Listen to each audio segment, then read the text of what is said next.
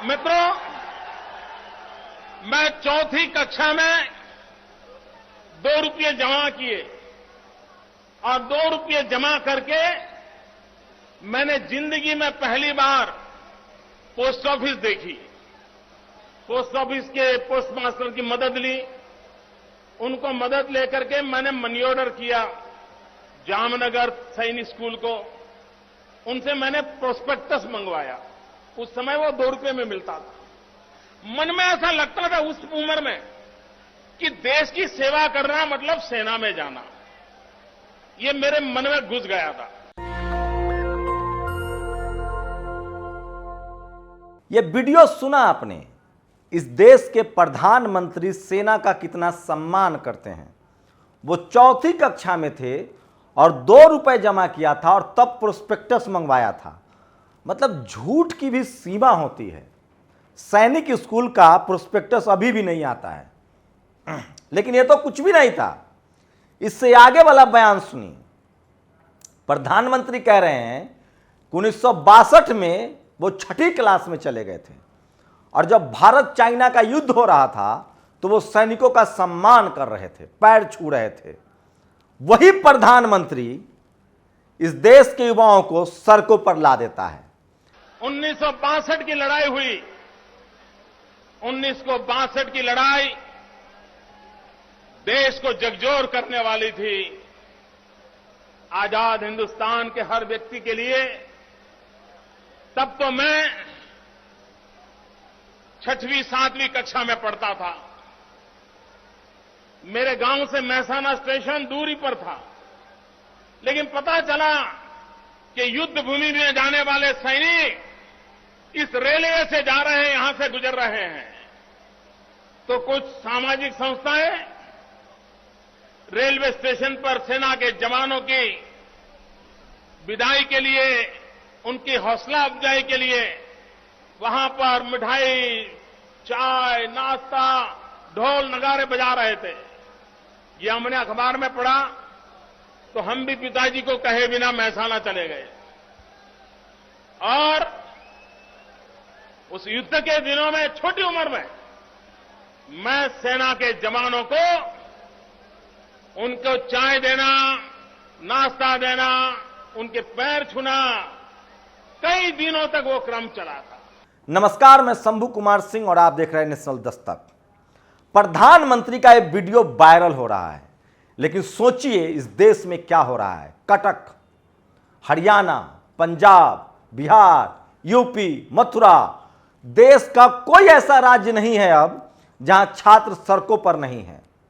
लेकिन प्रधानमंत्री का क्या है, वो कल हिमाचल में प्रचार कर रहे थे क्योंकि टीवी और अखबार को उन्होंने अपने काम पर लगा दिया है। कल इस देश की बेशर्म मीडिया छात्रों को प्रदर्शन नहीं दिखा रही थी, नहीं तो सरकार ये फैसला वापस ले लेती। इस देश की मीडिया, जातिवादी मनुवादी मीडिया क्या दिखा रही थी? चित्रा त्रिपाठी और रंजना ओम कश्यप दिखा रही थी कि फ्राइडे को जुमा है, शुक्रवार को जुमा है और मुसलमानों पर बुलडोजर की तैयारी है। जुमा पर उनको शांत रहना पड़ेगा।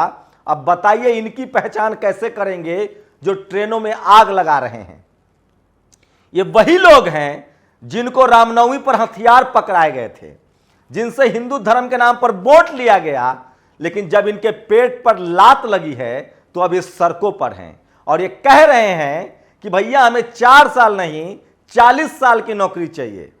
लेकिन पत्रकार तो पत्रकार ठहरे, वो मोदी जी से 2 कदम आगे हैं। यह है सुशांत सिन्हा। ये कह रहा है कि इन छात्रों को नौकरी तो क्या, इनको मतलब चमचे भी नहीं रखने चाहिए, इनको चपरासी भी नहीं बनाना चाहिए। ये लोग उपद्रवी हैं, दंगाई हैं। सोचिए, सुशांत सिन्हा को समझना चाहिए कि हमेशा सरकार की हाँ में हाँ मिलाना भी पत्रकारिता नहीं है, वो भी चमचई की एक सीमा है। मैं किसी भी तरह के हिंसा के खिलाफ हूं।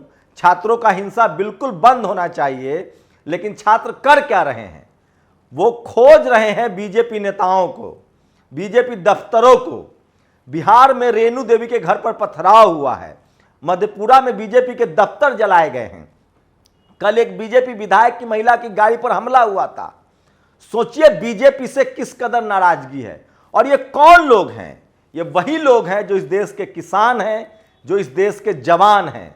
आप सोचिए कि इनको 4 साल की नौकरी पर निपटाने की तैयारी है और इस देश के जो मनुवादी लोग हैं वो इसको भी डिफेंड कर रहे हैं।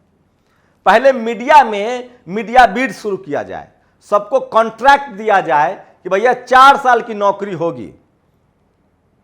प्राइवेट नौकरी का मतलब क्या होता है समझिए, उनका कॉन्ट्रैक्ट होता है क्योंकि वो कॉर्पोरेट में है।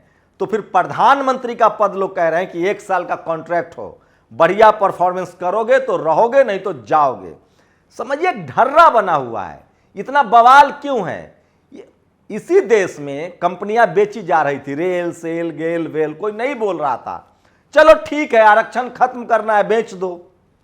लेकिन जब देश सेना के नाम पर वोट लेने वाली सरकार सेना का निजीकरण कर दे, यह किसको बर्दाश्त होगा और कैसे बर्दाश्त होगा? और वो करेंगे क्या? मुझे लगता है कि ये सिर्फ पेट का मसला नहीं है, ये देश की सेवा का भी मसला है। 1 करोड़ वैकेंसी निकालिए, 5 करोड़ युवा सड़कों पर खड़े हो जाएंगे। इस तरह बेरोजगारी फैली हुई है। उसके बाद भी आप पैसा नहीं दीजिए, इस देश के युवा तब भी जाके सेना की सेवा करेंगे, देश की सेवा करेंगे, मैं ये जानता हूं। लेकिन किसी के साथ धोखा मत कीजिए, परपंच मत कीजिए, छल मत कीजिए। खैर ये वही मोदी जी हैं जो एक बार यहां तक कह चुके थे कि इस देश में जवान से ज्यादा बिजनेसमैन रिस्क लेते हैं। लोग कह रहे हैं कि अंबानी अडानी के दोस्त हैं, सुन लीजिए।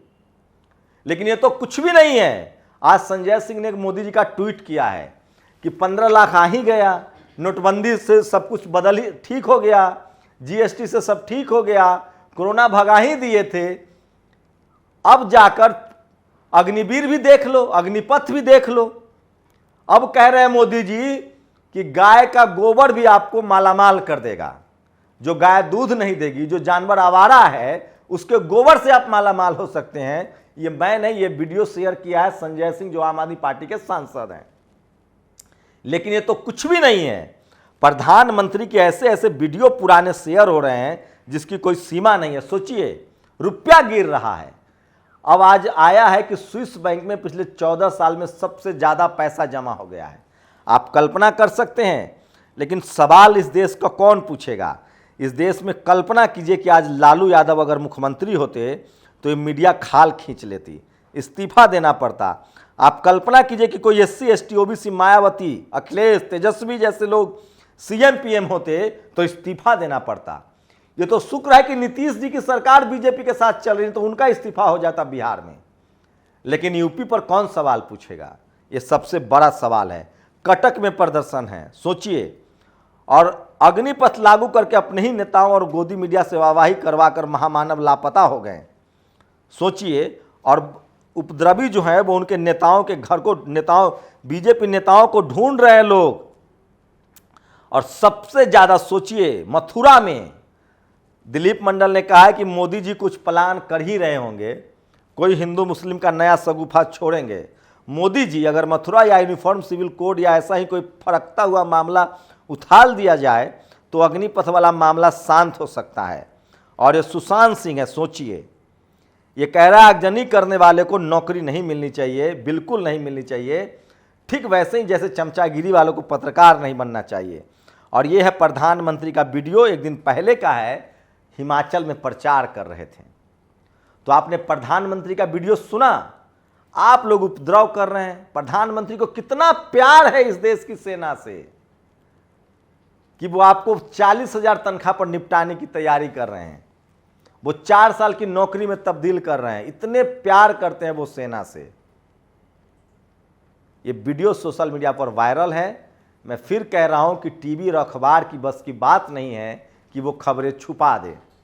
कोशिश जारी है, लेकिन सोशल मीडिया ही सच्चा मीडिया है और वहां खुदाई चल रही है। प्रधानमंत्री के तमाम बयानों की खुदाई चल रही है कि साहब पहले क्या बोलते थे और क्या करते थे। कहा था कि मैं चाय बेचता हूं, रेल का निजीकरण हो गया।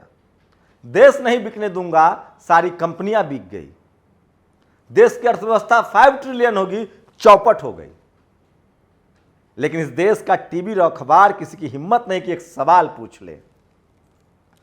और उसकी वजह जाति है, जो आरएसएस है, जो बीजेपी है, बीजेपी तो छोड़ दीजिए, उसमें तो सबकी भागीदारी, आरएसएस की जो जाति है ना, वो टीवी और अखबार वालों को सूट करती है। सिर्फ मैं बार बार कह रहा हूं, इस देश का ओबीसी जो अब सड़कों पर है, इस देश के किसान जातियां, जाट, गुर्जर, पटेल, मराठा, ये जो मुसलमान को टाइट करने के नाम पर वोट दे रहे थे बीजेपी को, उनके बच्चे आज बेरोजगार हो रहे हैं। और ये जो सवर्ण समाज है, जो आरक्षण खत्म करने के नाम पर बीजेपी को वोट देता है, उसकी भी नौकरी जाएगी।